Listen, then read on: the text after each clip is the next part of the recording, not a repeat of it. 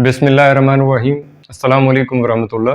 मैं हूं इरफान मजीद और आप देख रहे हैं अखबार टीवी। तमाम दोस्तों का शुक्रिया, हमें कॉल भी करते हैं और कमेंट्स भी करते हैं, और ये कमेंट्स जो हैं हमें अपने काम को बेहतर करने में मदद साबित करते हैं। आज हम बात करेंगे federal employees cooperative housing society के इलेक्शन 2022 जो 21 अगस्त को हुए।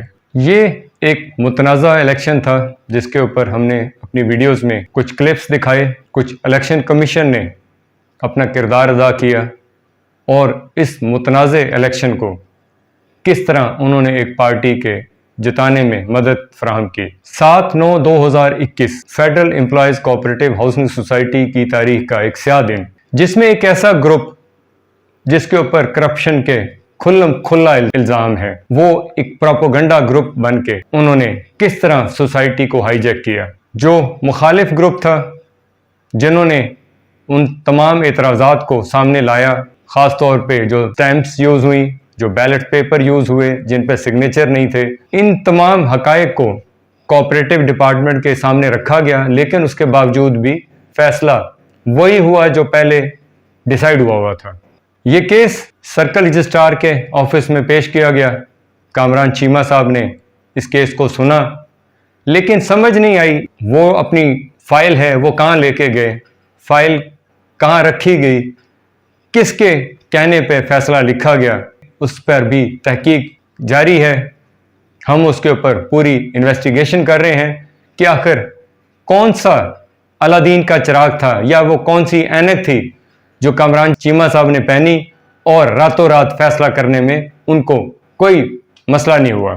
और जैसे ही कामरान चीमा साहब ने नोटिफिकेशन के लिए या उस एप्लीकेशन को जो कर्नल साहब ने दायर की थी उसको सस्पेंड किया, तो विद इन फ्यू आवर्स हमने देखा कि डीजी कोऑपरेटिव साहिबा ने फैसला पहले ही लिख के रखा हुआ था। जैसे कोई लोग डिसाइड करके रखते हैं किसी के कहने पे, हमारी मालूमात के हिसाब से वो फैसला 2 दिन पहले ही किया जा चुका था।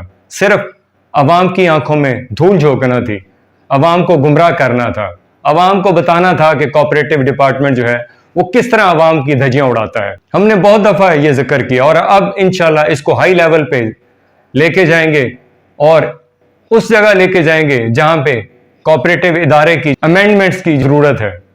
आखिर चंद लोगों के अंदर या चंद लोगों के पावर्स के अंदर कोऑपरेटिव डिपार्टमेंट क्यों दिया गया? अंग्रेज़ ने 1925 में इस कोऑपरेटिव इदारे को लोगों की फलाह के लिए बनाया गया था, लेकिन आज ये लोगों को हाईजैक करने के लिए, लोगों की जिंदगियों के फैसले करने के लिए, लोगों को यरगमाल बनाने के लिए इस कोऑपरेटिव इस्तेमाल किया जाता है। कोऑपरेटिव इदारा आज उन लोगों को किस तरह हाईजैक करता है, ये हमने इस फैसले में देखा। अलबदर इनकलाब इत्तेहाद ग्रुप को, जिसका सदर आज अरेस्ट हुआ है, जिसका सेक्रेटरी जो है वो नाअहल है, इंटरिम ऑर्डर पे इलेक्शन लड़ रहा है, वो भी अहल करार दिया गया, अदालतों पे छोड़ दिया गया कि फैसले क्या करती हैं। ये पैसे की गेम है। मेंबरान आज वो बात समझ नहीं पा रहे, हम बार बार इसका जिक्र कर चुके हैं। अब अलबदर इनकलाब इत्तेहाद नोटिफिकेशन लेके सोसाइटी में बैठ गया है, चार्ज ले चुका है। जो हमारे तहफ़्फ़ुज़ात थे अब मेंबरान के सामने आएंगे कि ये लोग सोसाइटी को किस तरह तहस नहस करते हैं, किस तरह लूटते हैं। पहले ये ग्रुप जो था वो कुछ समझता नहीं था, अब वाजिद नसीम साई और इसके साथ जो मिला हुआ टोला है और जितना पैसा इसने सूद पे उठाया हुआ है वो कई गुना वहां से निकालेगा और सोसाइटी की जो है वो ईंट से ईंट बजा के रख देगा। और इसी तरह मिर्जा इकबाल जो करप्शन का खुल्ला एक इदारा है, मिर्जा इकबाल एक इदारा है करप्शन का, वाजिद नसीम साहिब एक इदारा है करप्शन का। अब ये इदारे दोनों मिल गए हैं। पहले ये पिछली मैनेजमेंट के टाउट थे, वाजिद नसीम साई कोऑर्डिनेटर था और मिर्जा इकबाल उनके तलवे चाट के फेज 2 का कॉन्ट्रैक्ट ले चुका है। अब क्योंकि मैनेजमेंट कमेटी का हिस्सा बन गए हैं, अब ये दोनों हाथों से लूटने की पूरी कोशिश करेंगे। मेंबरान को किस तरह इन्होंने लूटा हम वो पूरी दास्तान पहले बयान कर चुके हैं, लेकिन ये ग्रुप कान खोल कर सुन ले। अगर इन्होंने कोई भी करप्शन का सिलसिला शुरू किया तो इदारे भी यहाँ पे हैं, कानून भी खुला हुआ है, कोर्ट्स भी हैं और سر چیزیں ہمیں سمجھ آ رہی ہیں اور ہم ان کو کس طرح روکیں گے یہ ہم نے فیصلہ کر لیا ہے۔ اب یہ لوگ کان کھول کر سن لیں کہ اگر انہوں نے وہ پرانا کرپشن کا اور ری نمبرنگ کا کوئی بھی سلسلہ شروع کیا تو انشاءاللہ اللہ کے فضل و کرم سے ان کو منہ کی کھانی پڑے گی، اور ہم ان کو کیسے روکیں گے یہ ہم نے ڈیسائیڈ کر لیا ہے۔ اللہ تعالیٰ ہمیں صحت تندرستی دے، ہمارے دوستوں کو جو پہلے انہوں نے ہمت کی تھی اللہ تعالیٰ ان کی ہمت میں ہزاروں گنا اضافہ کرے۔